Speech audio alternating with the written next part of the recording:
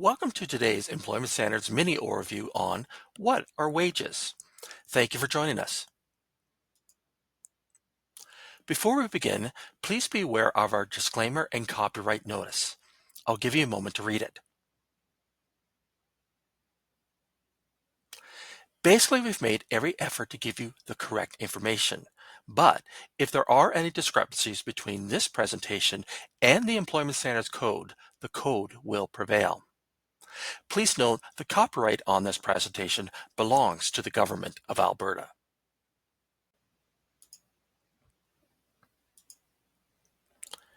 Wages are to be paid for work that has been performed. Hourly wages, salaries, or commissions are all examples of wages. The definition of wages excludes many things. Other employment standards entitlements are not wages, including overtime, vacation pay, general holiday pay, and so on should not be included in the calculation for wages. Expenses, gifts, and tips are also not wages and are not covered under entitlements in the legislation. It's important to determine accurate wages, as the other categories of entitlements rely on wages for their calculation. When wages are calculated in error, all the other earnings will be inaccurate as well. Our current standard minimum wage is $15 per hour. There is also a student minimum wage, a weekly minimum wage, and a monthly minimum wage. Head over to our website to see if these alternate minimum wages apply to you. In general, if an employee is required to work and then there isn't enough work available, then they must be paid 3 hours at the minimum wage or paid their regular wages for the time they were there, whichever is greater. There are some exceptions to this, however, such as for school bus drivers, who must be paid only 2 hours at minimum wage. Employees that are on call or standby have no requirement to be paid unless they perform work. If the employee does perform work, those hours may contribute to daily or weekly overtime. Here are examples of calculated minimum call-out pay. 2 employees were called in for a 2-hour shift on October 20th, a non-holiday. And remember, our minimum wage is $15 per hour. Ramesh has an hourly wage of $25 per hour and worked 2 hours that day. In looking at the compensation, we can see 2 hours at $25 per hour equals $50, whereas 3 hours at minimum wage is $45. Ramesh is therefore entitled to $50, their wage for the hours that they worked, because the amount is greatest. Jamal, on the other hand, has a lower hourly wage of $18 per hour. His $18 per hour for the 2 hours worked equals $36. The minimum entitlement of 3 hours at a minimum wage of $15 is $45.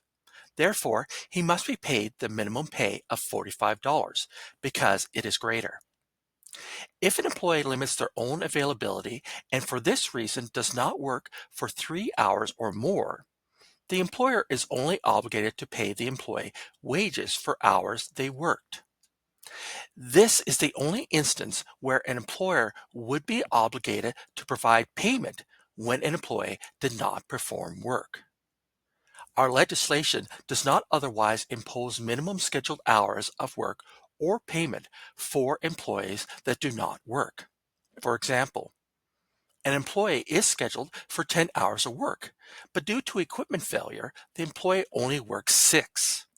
There is no requirement for the employer to top up payment to meet the original 10-hour shift. As the 6 hours worked would be greater than the 3 hours at minimum wage, the employer has no other obligation to provide wages for hours not worked. Mandatory meetings and training. When a meeting or training is scheduled on a day off, employees who attend must be paid for that time, and those hours can contribute to overtime.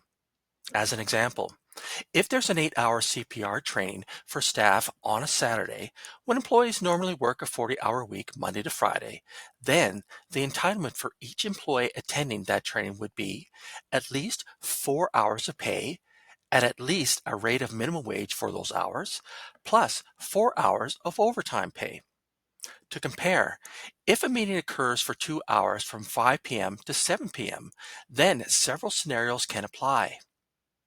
If the employee worked all day and had to stay, overtime may be applicable if this results in working more than an 8-hour day or those additional hours result in exceeding 44 hours in the work week. If the employee was called in for the meeting, then they would either be paid 2 hours at their regular rate of pay or 3 hours at the minimum wage rule applies, whichever is greater. Please also note that training must be paid if it occurs after employment starts.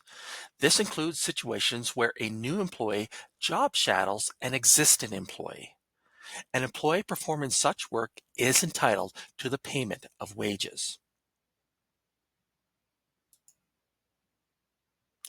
Let's review employment standard rules for travel time.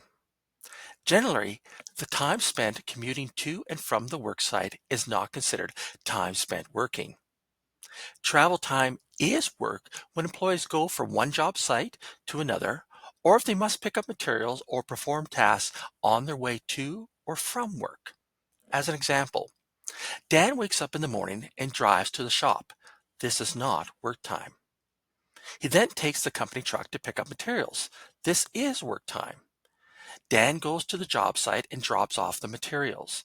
This is work time. He returns to the shop, and this continues to be work time. Before leaving for the day, Dan is directed to take home the company truck so that he can pick up more materials the next morning to bring to the job site. So Dan leaves the shop to go home. This is not considered work time. Dan wakes up the next day and leaves home to go pick up more materials. This is work time. Please note, if a collective agreement is in place, provisions in the agreement may determine how travel time is managed.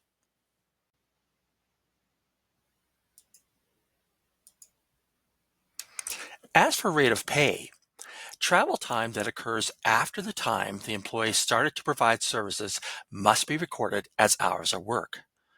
Travel time may be paid out at a different rate as long as the employee is informed ahead of time and the rate is at least minimum wage. For example, Jen works in Red Deer and needs to drive down to Medicine Hat to set up a work site.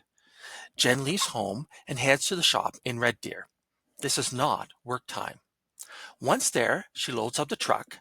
This is work time at regular rate of pay. Next, she leaves the shop. In this case, the travel time rate may apply for the 4 hours it takes Jen to travel to Medicine Hat. She should know ahead of time if travel time is paid at a lesser rate and what the company policies are for travel time. And that brings us to the end of our mini overview on what are wages. If you would like to learn more about various employment standards topics, such as the ones listed on the screen, please scan the QR code to be taken to our website. Also, if you have a question, wish to make a complaint, or submit an anonymous tip to employment standards, please scan the QR code on the screen or call our contact center at 1-877-427-3731. Thank you for viewing today's session on what are wages, and we hope that you have a pleasant day.